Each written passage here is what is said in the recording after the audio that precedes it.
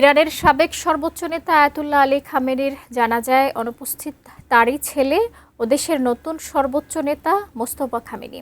বাবারই শেষ বিদায়ে প্রধান নেতার এমন রহস্যময় অনুপস্থিত জন্ম দিয়েছে নানা গুঞ্জন ও জল্পনার।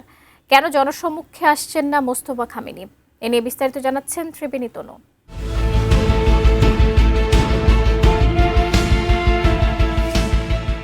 সাবেক সর্বোচ্চ নেতা আলী খামেনির মহাপ্রয়াণে সপ্তাহব্যাপী রাষ্ট্রীয় শোক চলছে পুরো ইরান জুড়ে। তেহরানের ইমাম খোমেনি গ্র্যান্ড মোসাল্লায় লাখ লাখ মানুষের ঢল আর শীর্ষ সামরিক বেসামরিক কর্মকর্তাদের উপস্থিতিতে শেষ হয়েছে জানাজা।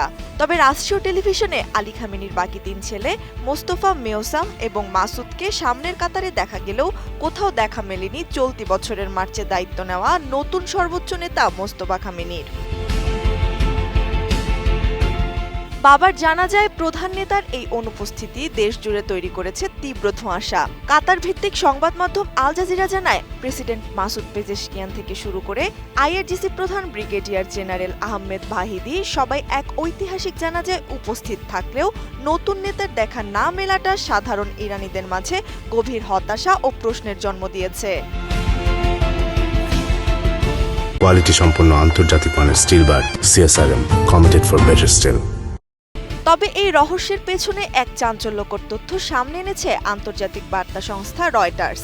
তাদের প্রতিবেদনে বলা হয়েছে, এবছর 28 ফেব্রুয়ারি যে বিমান হামলায় আলী খামেনি ও তার পরিবারের সদস্যরা নিহত হন, সেই একই হামলায় মোস্তফা খামেনি নিজেও মুখমণ্ডল ও 2 পায়ে মারাত্মক আঘাত পেয়েছেন। যদিও ইরান সরকার এখন পর্যন্ত জখমের খবর নিশ্চিত করেনি কিংবা নতুন নেতার শারীরিক অবস্থা নিয়ে কোনো আনুষ্ঠানিক বিবৃতি দেয়নি। রাজনৈতিক বিশ্লেষকদের ধারণা, ইসরায়েল ও যুক্তরাষ্ট্রের সঙ্গে সাম্প্রতিক রক্তক্ষয়ী সংঘাতের সময় তেল আবিব যেভাবে ইরানের শীর্ষ নেতৃত্বকে লক্ষ্যবস্তু করার হুমকি দিয়েছিল, তারই প্রেক্ষিতে চরম নিরাপত্তা সতর্কতার অংশ হিসেবে মোস্তফাকে আপাতত জনসাধারণের চোখের আড়ালে রাখা হচ্ছে। 4 মাস ধরে চলা ইরান যুক্তরাষ্ট্র ইসরায়েলের যুদ্ধবিরতির মাঝেই অনুষ্ঠিত হচ্ছে এই শেষকৃত্য। মার্কিন প্রেসিডেন্ট ডোনাল্ড ট্রাম্প জানিয়েছেন, ইরানের এই বিশাল জানাজার সম্মানার্থে শান্তি আলোচনা 1 সপ্তাহের জন্য স্থগিত রাখা হয়েছে।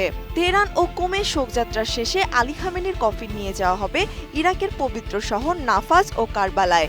এরপর আগামী 9 জুন খামেনির জন্মস্থান মাশহাদে চূড়ান্ত দাফনের মধ্য দিয়ে শেষ হবে এই ঐতিহাসিক বিদায় পর্ব। তবে সব ছাপিয়ে এখন বিশ্ব রাজনীতির বড় কৌতূহল, কবে জনসম্মুখে আসবেন ইরানের নতুন কাণ্ডারি মোস্তফা খামেনি। ত্রিবেণী তনু, এটিএন নিউজ।